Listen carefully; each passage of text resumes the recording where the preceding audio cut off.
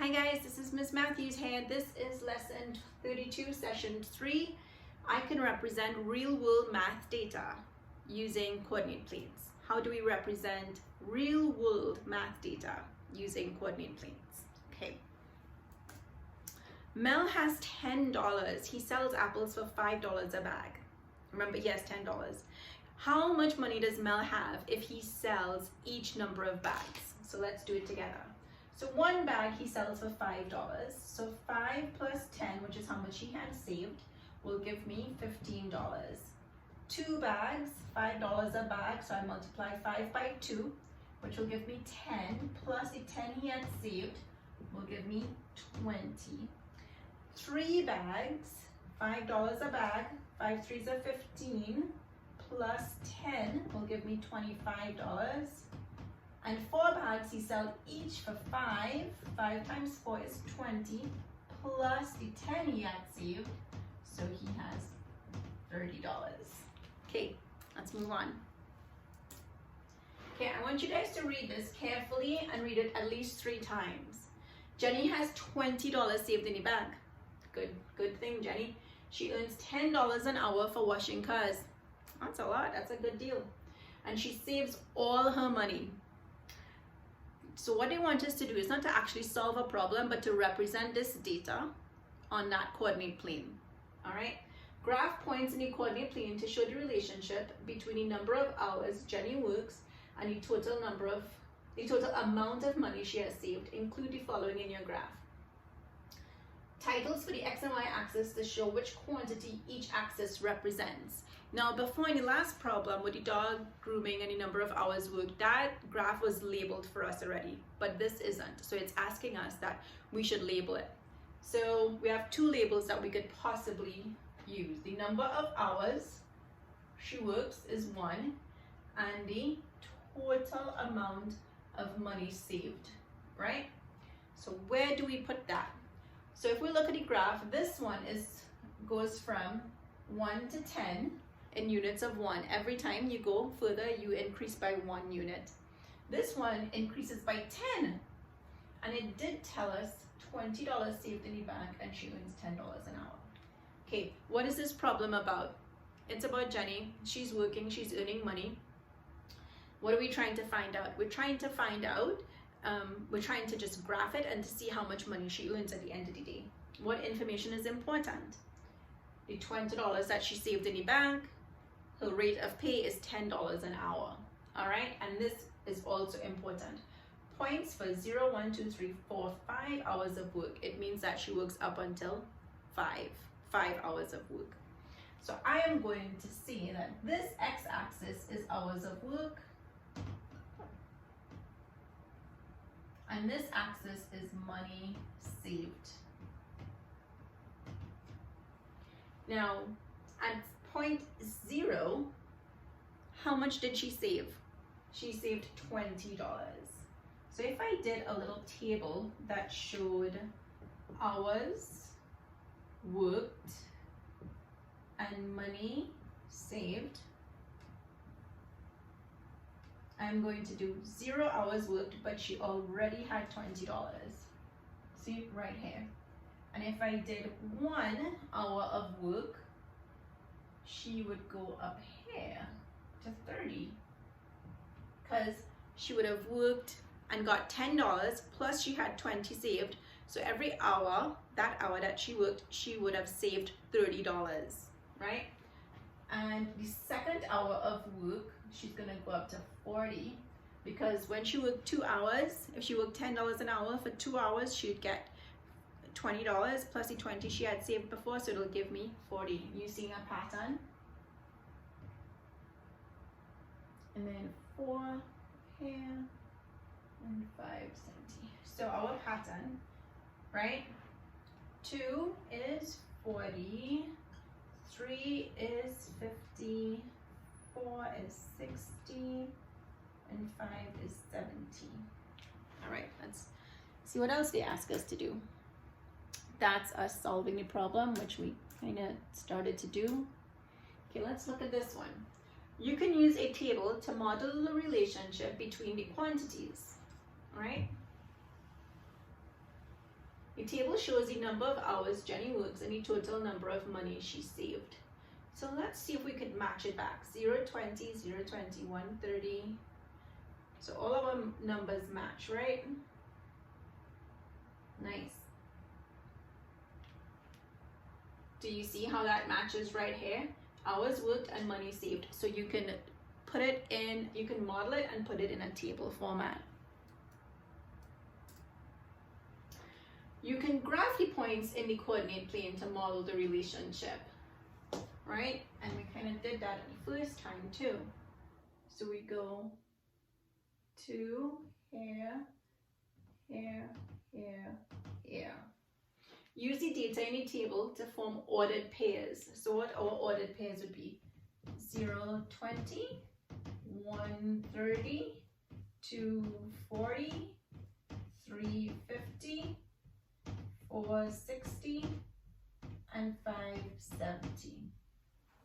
So the ordered pair of 130 is the ordered pair that represents the total amount of money, $30, that Jenny will have saved after working 1 hour. So in 1 hour, she earned $10, but she had $20 saved. So in 1 hour, how much money does she have saved? $30. So when you go to 1, you go to 30. 130, okay? All right, let's see what this says. This is our connecting section. Look at the coordinate plane and picture it. And what does the x-axis represent? Okay, do you guys remember? I think it was the number of hours.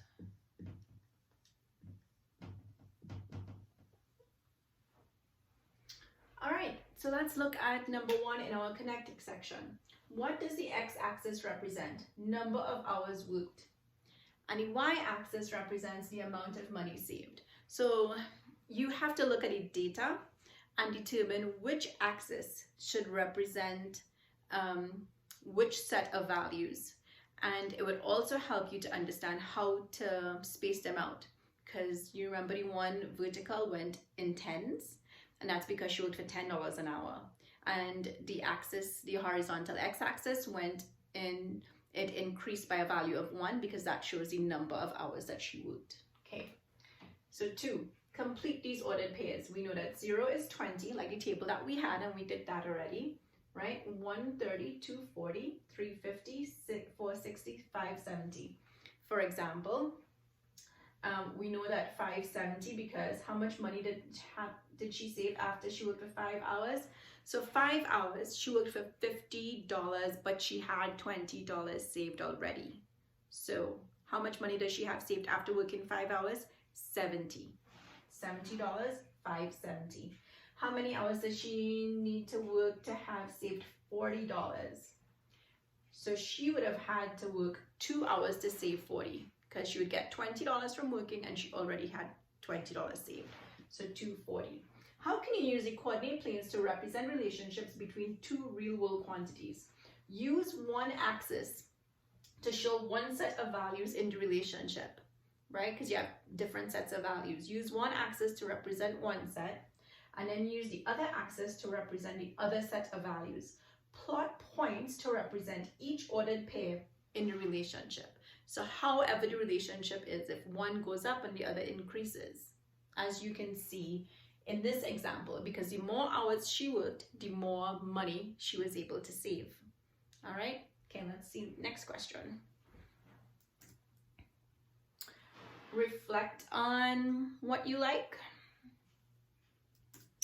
And let's look at this one.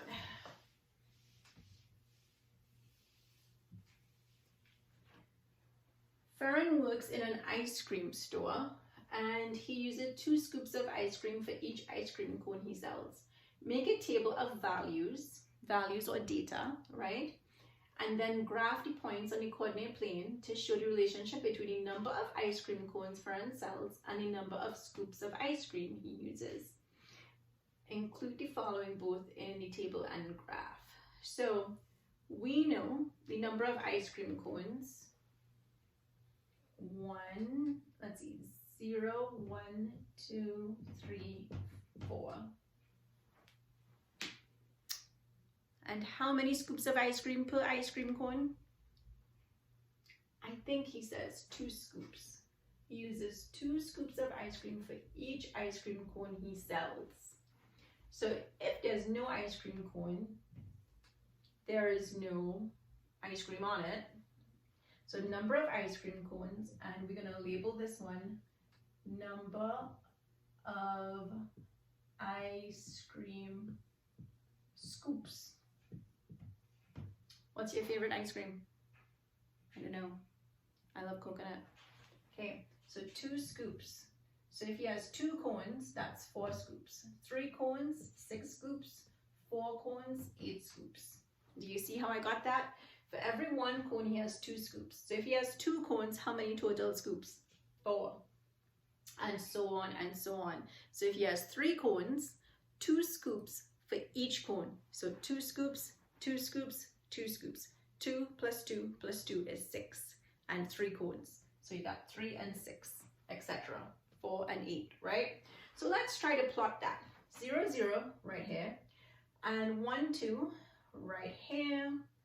2, 4, 2, 4 right here. 3, 6. 3, 6 right here. And 4, 8. 4 and 8 right here. See? So we plotted that. Okay.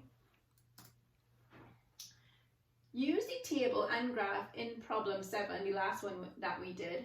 Where would you put a point on the graph to show how many scoops of ice cream would be used for 5 cones? So look back at this one.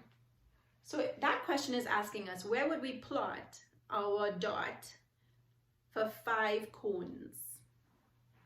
Because 5 cones was not in our data set. So if we just like predict, where would we 5 cones be? I think it's 10. See, would be right here. Yeah, you're right. Because the pattern is that for every cone, it increases, the number of scoops increases by 2, right? What does the point 2, 4 represent in the graph above, which was the graph that we already had, right? What does the point 2, 4 represent? So the point 2, 4 represents 2 cones with 4 scoops of ice cream, right? Let's see, 2 scoops of ice cream cone.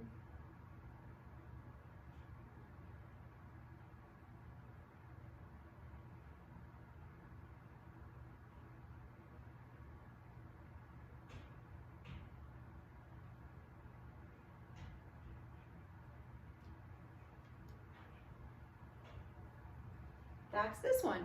C. 2 scoops of ice cream cones and 4 scoops of ice cream. You got it. All right, guys. I can represent real-world math data problems using coordinate planes. I hope you guys are getting it. Yes. All right. See you next time. Bye.